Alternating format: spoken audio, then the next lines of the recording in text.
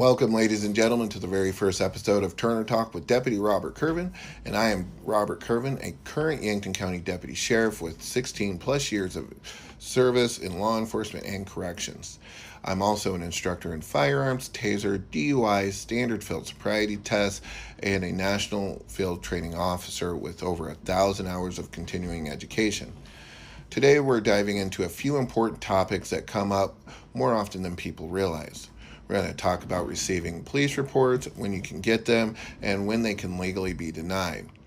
We'll also break down cooperating during a traffic stop. Does it actually help you get out of a ticket, or is it just something people say? And finally, we'll go through 3 questions straight from you, the community of Turner County. Now, one thing I want to make absolutely clear is all questions and experience you share with me will remain completely anonymous. No names, no identifiers, nothing that could be traced back to you. That means no retaliation from any county, city, or state's attorney or the sheriff's office. Space is for honest conversation, education, transparency without fear. Also, I am not an attorney, so everything comes from my law enforcement experience. With that being said, let's jump right in. First one, let's talk quickly about police reports. Can you get them, and what happens if you are denied a report? Well, under South Dakota Codified Law 127.1, most government records are public. That includes basic police incident reports. Turner County Sheriff's Office can redact sensitive details, but they're expected to release the core information upon request. A report can only be withheld if it's a legal exemption under the South Dakota Codified 127.1.5, like an active investigation, juvenile information, victim information, or medical records. If they deny your request, they must give a lawful reason, not just say, no, you don't get the report. People hear the phrase active investigation all the time now. What does that mean?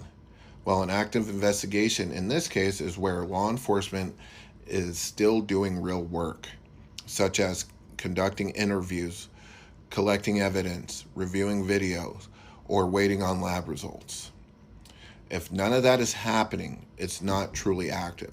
So Turner County Sheriff's Office can't just use the label to avoid releasing information. Active has to mean ongoing. Legitimate investigative steps have to be taken, not just a file sitting on their computer in their office. And for my followers that want to know a little bit more about the constitutional portion of getting a police report or denied one, when a government office blocks access without a valid exemption, as I spoke before, it can interfere with your First Amendment right to a petition, your ability to file a grievance, challenge a decision, or even seek accountability. It also can raise 14th Amendment due process concerns. So if Turner County Sheriff's Office or the state's attorney's office isn't following clear, consistent procedures, such as by saying you'll need to get a subpoena, but they don't have the legal exemption as stated before, you need to take the steps into speaking to an attorney, because your rights may have been infringed upon at that time. So the bottom line is you have the right to request a police report, and if it's denied, Turner County Sheriff's Office or the state's attorney's office must point to a legal exemption. They can't create new rules on the spot and say no because of this reason. It has to be one of those reasons I mentioned before. Now, the next topic is cooperating during traffic stops. Here's a quick breakdown. Under South Dakota Codified Law 32-1249, you as a licensed driver, are required to provide your valid driver's license, current registration, and a valid insurance for your vehicle. That is the legal minimum that you have to provide to law enforcement that when they stop you on a traffic stop. Being polite or cooperative doesn't ease the violation, and it doesn't guarantee you won't get a ticket, but it does help the stop go smoother and safer, and deputies and officers do have discretion in many situations. For me, my discretion really depends on those situations and how severe the traffic infraction is, or infractions. If it's the middle of the night, and you and I are the only ones on the roadway, and I don't observe any DUI indicators, you're most likely going to get a verbal warning from me, as long as those legal minimum I spoke about before are present. I get it. Most people are just coming home from work. They're trying to hurry up and get home. They're tired. They worked 18-hour shift. We're all people, and I treat everybody as such. So I do understand. I just need you guys to get home safely. So that's most of the time is just addressing the issue and getting you on your way. So for me, being polite and respectful will go a long way. But again, that's me. That's not a standard like how field sobriety tests are standard across the United States. Turner County Sheriff's Office, Viborg Police Department, Centerville Police Department may have specific requirements for their deputies or officers to cite on certain stops. Some of those requirements may be through federal traffic overtime. We have that currently in Yankton County as well. That is where the federal government gives local agencies money to upgrade equipment, and in lieu of that, they are to not in lieu, but because of that money given to those agencies, they are to go through, and it depends on the federal overtime that you're doing. It could be DUI, speed, it could be a combination, stop sign.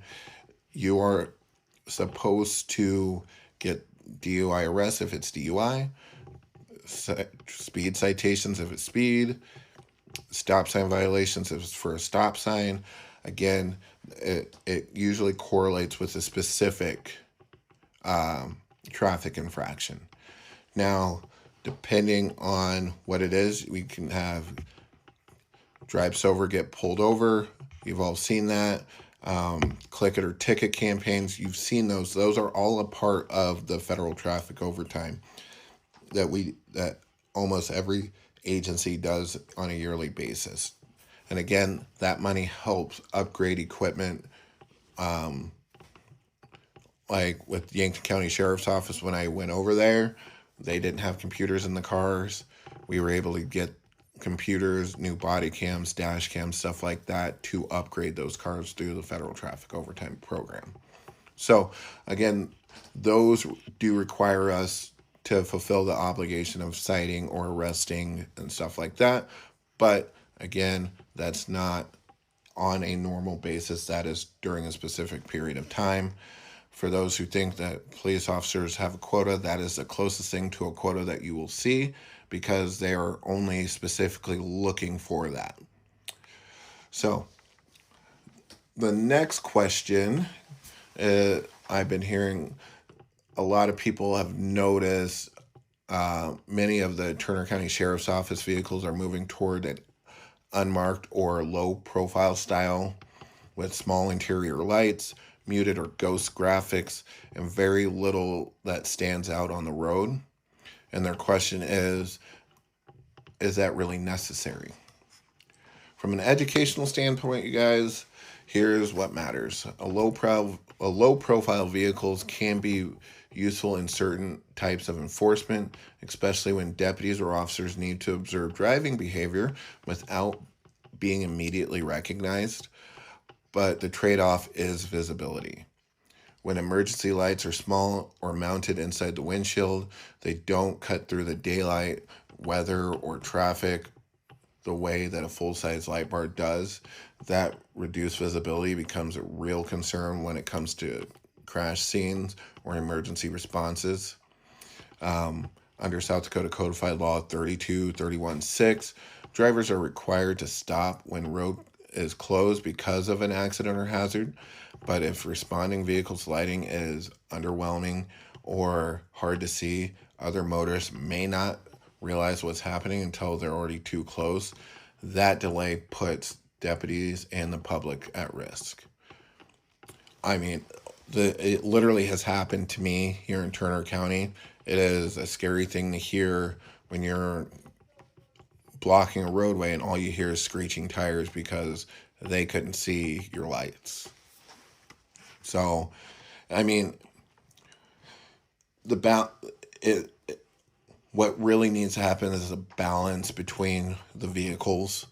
Turner County may need vehicles that blend in at times, but they also need lighting and markings that are unmistakable when responding to calls or directing traffic.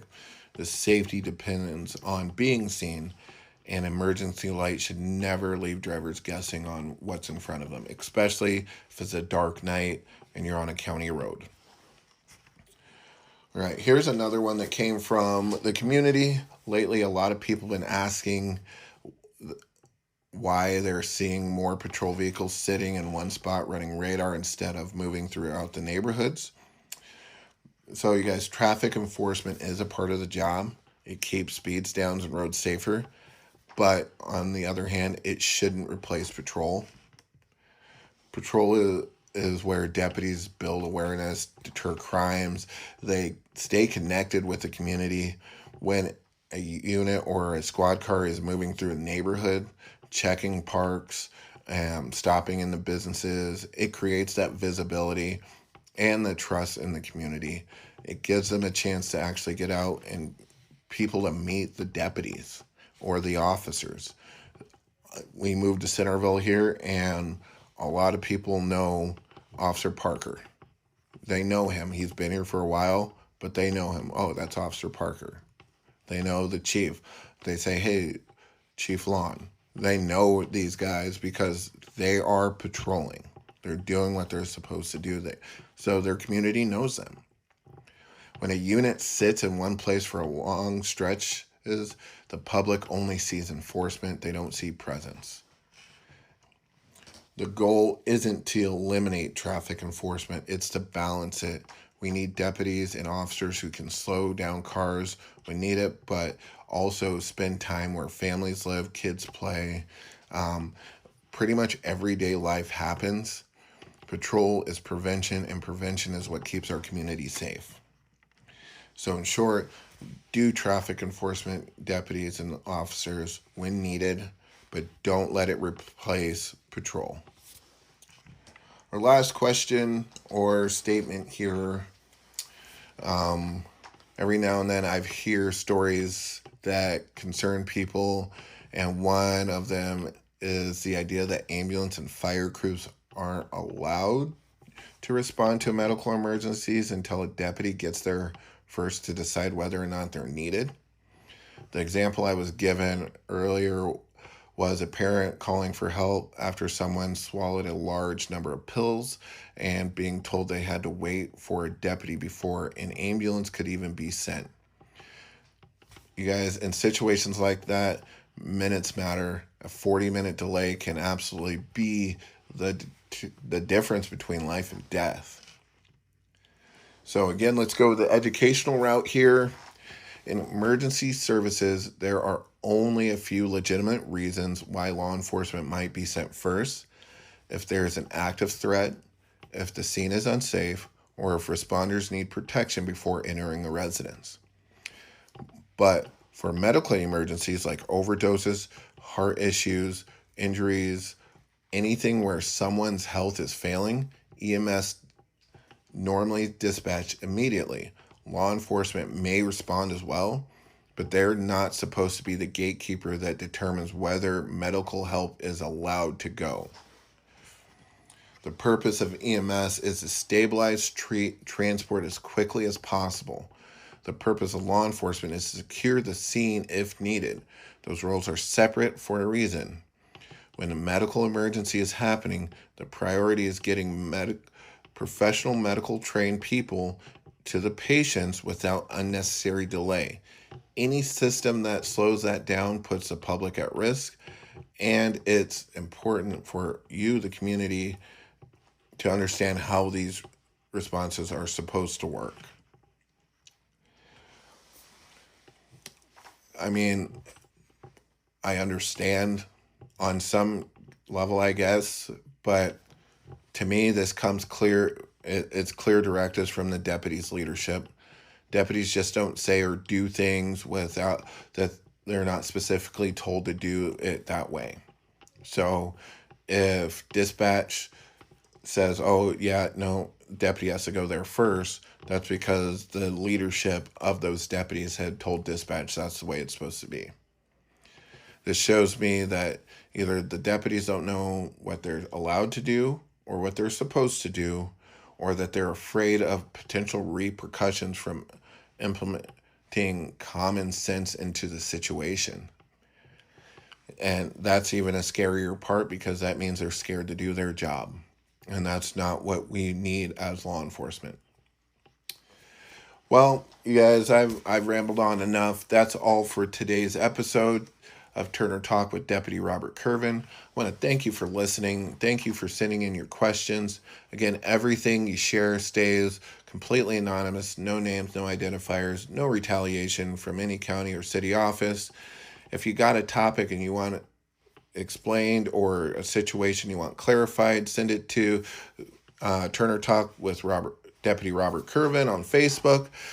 The show exists to inform, educate, and give you straight answers. So until next time, stay safe, stay informed, take care of each other.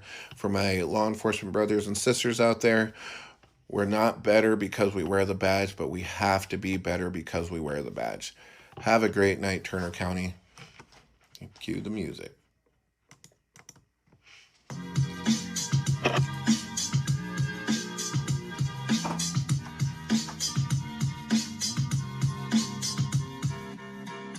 Turner Talk.